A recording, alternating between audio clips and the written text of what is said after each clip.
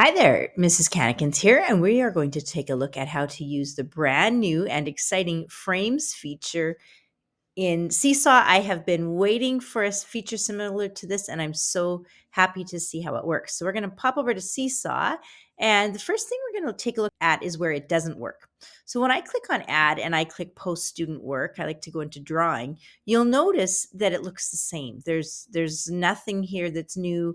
There's no frames available. So I'm going to delete this, get out of there, and I'm going to realize now that I have to go to assign an activity. So when I click assign an activity, we'll just go to a new one.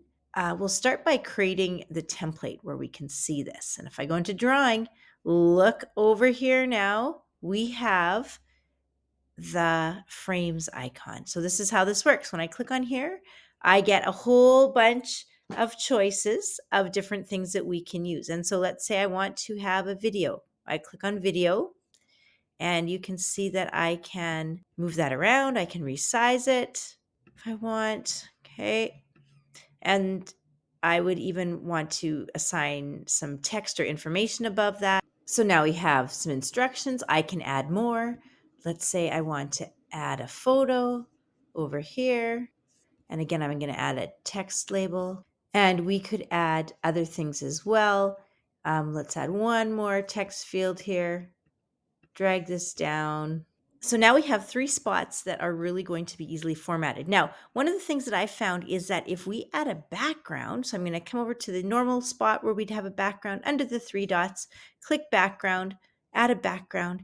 Now we can see that those spaces to do the clicking to add the information really will stand out for our students. And when we click here to record, we can just do this in a sample. Woo, there we go.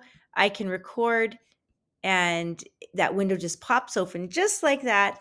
And now we're ready to record. One last little trick we'll look at is going back to shapes. I always like to maybe put a nice little color background behind it. So I'm going to take this shape. It's got these nice rounded corners.